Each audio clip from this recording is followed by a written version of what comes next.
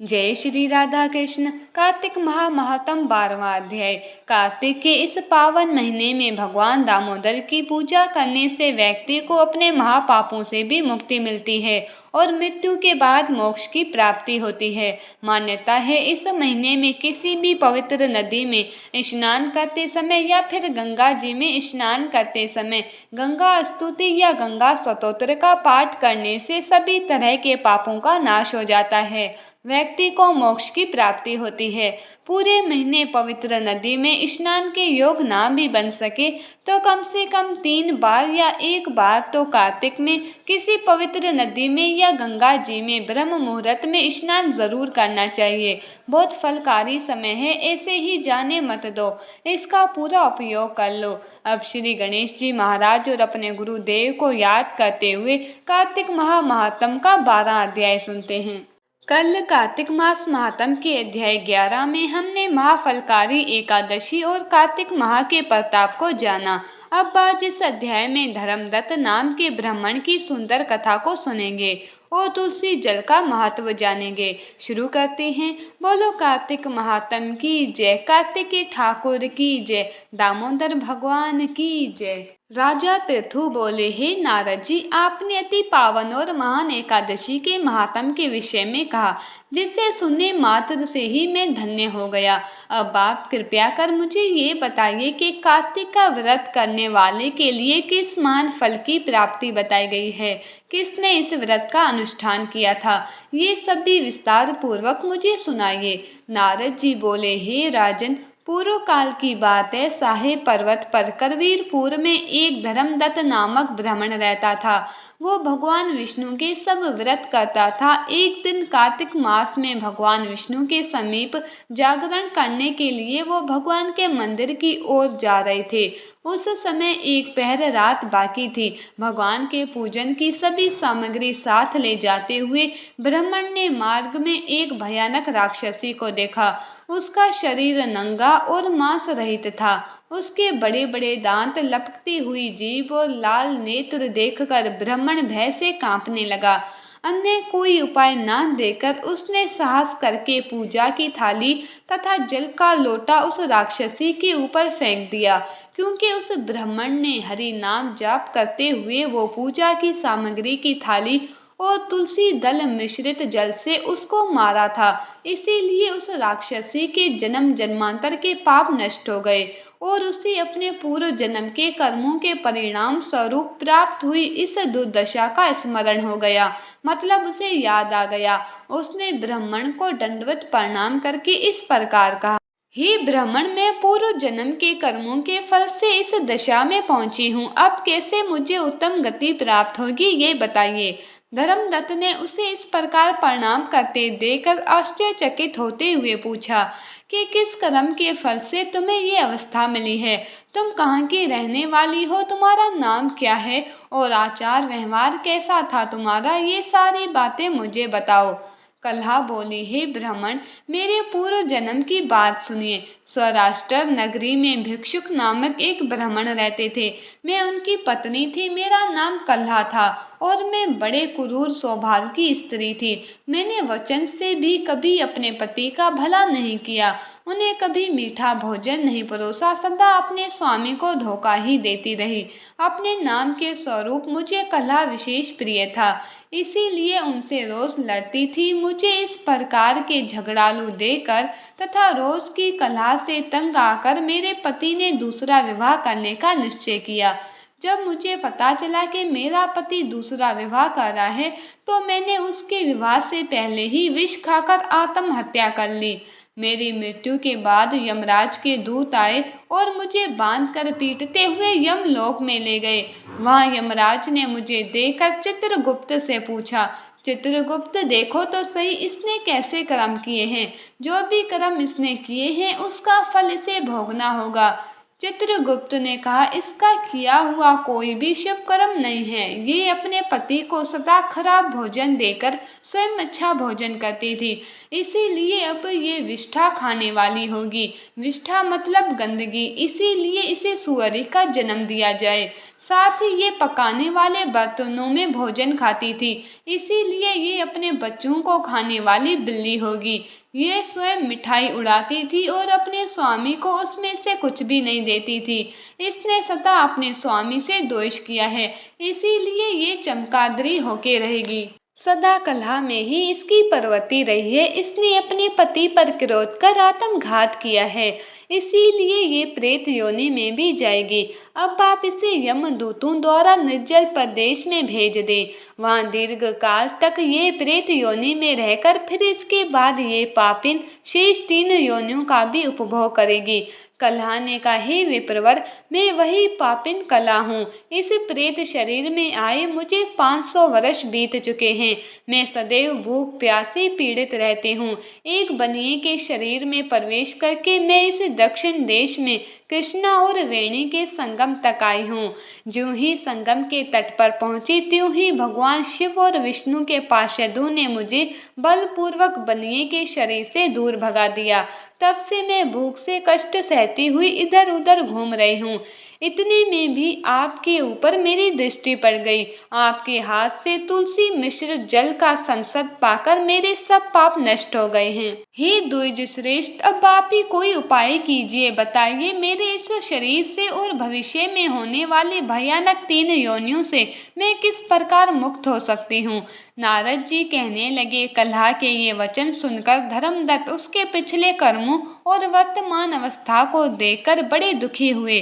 फिर उसने बहुत सोच विचार करने के बाद कहा, तीर्थ व्रत और दान आदि सत्कर्म करने से मनुष्य के पाप नष्ट हो जाते हैं, मगर प्रेत योनि में रहने वालों को इसका अधिकार नहीं है। तुम्हारे दुख को देखकर मैं बहुत दुखी हूँ और तुम्हारे दुख दूर किए बिना मुझे संतोष नहीं होगा। तुम्हारे पाप बड़े भारी हैं, क्योंकि ये तीनों योनियां बहुत बड़े पाप करने वालों को ही मिलती है। मैं तुम्हें इन सभी से जरूर छुड़ाऊंगा। इसीलिए मैंने जन्म से लेकर अब तक जो कार्तिक का व्रत किया है, उसके पुण्य का आधा पुण्य मैं तुम्हें देता हूँ। तुम उसी से सतगति को प्राप्त हो जाओगी, क्योंकि यज्ञ तप दान तीर्थ इन सब का पुण्य कार्तिक व्रत के पुण्य से कम ही है। इसके बाद नारद जी बोले, हे राजन, इतना कह के धर्मदत्त ने उसको ओम नमो भगवते वासुदेवाय ये मंत्र सुनाया और तुलसी का जल उस पर छिड़का। बस फिर क्या था, पल भर में ही वो प्रेत योनि से मुक्त हो गई और प्रज्वलित अग्नि शिखा के समान तेजस्वनी और दिव्य रूप धारण करके देवी की तरह हो गई और सौंदर्य में लक्ष्मी जी की समानता करने वाली। उसके बाद उसने भूमि पर दंड की भांति गिरकर ब्राह्मण देव को प्रणाम किया और बहुत खुश होकर गदगद वाणी में बोली, हे ब्राह्मण, आपके प्रसाद से आज मैं इस घोर नरक से छूट गई हूँ। मैं तो पाप के समुद्र में डूब रही थी और आप मेरे लिए नौका के समान हो गए। वो इस प्रकार ब्राह्मण से कह रही थी कि वहाँ एक विष्णु गण एक दिव्य विमान लेकर आए। विमान के द्वार पर अप्सराएं और गण बैठे हुए थे। धर्मदत्त ने उन सबको देखकर प्रणाम किया। पुण्यशील और सुशील नाम भगवान विष्णु के गणों ने धर्मदत्त को अभिनंदन करते हुए कहा, हे द्विज श्रेष्ठ, आप धन्य हैं जो सदा भगवान विष्णु के व्रत कथा और सेवा में लगे रहते हैं। आपने जो अपने बाल्यकाल में पवित्र और शुभ कार्तिक व्रत किया था, उसके आधे फल से ही आपने कलह के पूर्व जन्म के सभी पापों का नाश कर दिया। यही नहीं, आपकी कृपा से उसके पहले के सैकड़ों जन्मों के पाप भी नष्ट हो गए। आपके जागरण आदि करने के पुण्य के प्रभाव से आकाश मंडल से ये विमान आया है।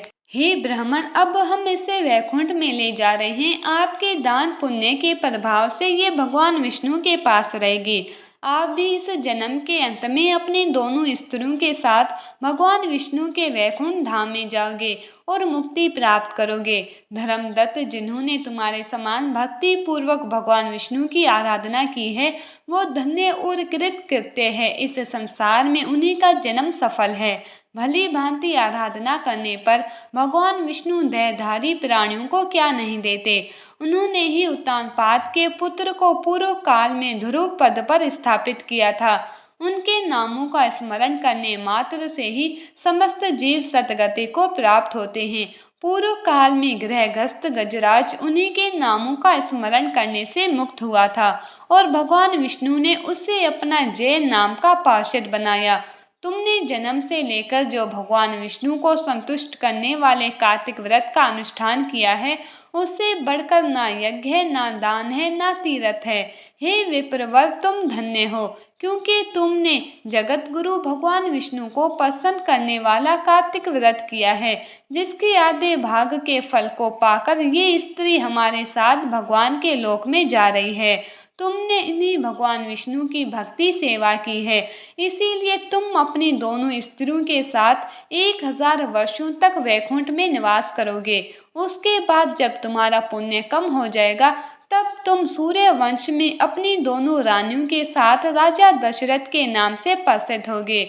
वहाँ ये कलह तुम्हारे आधे पुण्य की भागीदार होने के नाते तुम्हारी तीसरी भार्या होगी। उस जन्म में भगवान विष्णु पुत्र के रूप में तुम्हारे पास रहेंगे और देवताओं का कार्य करेंगे। विष्णु जी को प्रसन्न करने वाले तुम्हारे कार्तिक व्रत से अधिक महत्वपूर्ण ये दान तीर्थ आदि कुछ भी नहीं है। हे दया सागर, तुम धन्य हो, क्योंकि तुमने जगत गुरु भगवान विष्णु को प्रसन्न करने के लिए कार्तिक मास का व्रत किया, जिसके आदि पुण्य की फल की भागीदारी ये स्त्री कलह इस समय हम अपने साथ विष्णु लोक ले जा रहे हैं। कार्तिक मास महात्म अध्याय 12 समाप्त। कल कार्तिक मास महात्म की अगले अध्याय को सुनेंगे। आज ये कितना ही पावन और सुंदर अध्याय था। इस अध्याय में हमने राजा दशरथ और रानी कैकेयी के पूर्व जन्म का वृतांत जाना और समझा कि कार्तिक कितना अधिक पुण्य देने वाला है। कार्तिक के आधे पुण्य देने मात्र से महापापी कलह का उद्धार हो गया। सच्चे मन से भगवान विष्णु की आराधना करने से ही ब्राह्मण उनके पति रूप में आए हैं ना। कितनी ही सुंदर और पावन कथा है। अब अंत में जरा मेरी एक बात सुन लो। जब मौत की गाड़ी में सोना होगा, ना तकिया होगा, ना कोई बिछोना होगा, साथ में होंगे सिर्फ हमारे अच्छे बुरे कर्म और बस शमशान का एक कोना होगा। और जब हमें ये पता है तो क्यों समय गवाते हो? जीवन को हरि चरणों में लगा दो, फिर नरक का दुख नहीं, मेरे कान्हा की गोद मिलेगी। सही कह रही हूँ ना? मानते हो मेरी इस बात को? अगर मानते हो तो समझ जाओ, जीवन बहुत छोटा है, कब क्या हो जाए कुछ नहीं पता। कोरोना हमें यही जीवन का पाठ बता कर गया है। कोरोना काल में लोगों ने बहुत से अपनों को खोया है। बहुत छोटी छोटी उम्र के लोग हमें छोड़कर चले गए और उनमें से कुछ तो ऐसे थे जो सोचते थे कि भक्ति के लिए तो पूरी उम्र पड़ी है, पर विश्वास रखो उम्र नहीं पड़ी। अभी से शुरू करोगे तभी बाद में भी कर पाओगे, वरना जीवन यूं ही चला जाएगा जैसे हाथ में पड़ी हुई रेत फिसल जाती है। याद रखो, और कान्हा ने तो कितनी मौज कर रखी है। कलयुग के अंदर तो बड़ा आसान है। कलयुग केवल नाम आधार है। सिर्फ नाम जाप करके भक्ति, प्रेम, शक्ति, मुक्ति सब पाया जा सकता है। इसीलिए ज्यादा से ज्यादा नाम जाप करो। हर समय, हर पल, हर सांस के साथ प्रेम से, मन से, भाव से जाप करते रहो। हरे कृष्ण कृष्ण कृष्ण हरे हरे, हरे Ram Ram Ram Hare Hare. Please in videos को ज़्यादा से ज़्यादा शेयर करके कार्तिक मास के प्रभाव को सबको बताओ। अपने शास्त्रों का ज़्यादा से ज़्यादा प्रचार करो। ये भी एक सेवा है। Please like, share and subscribe. Radhe Radhe.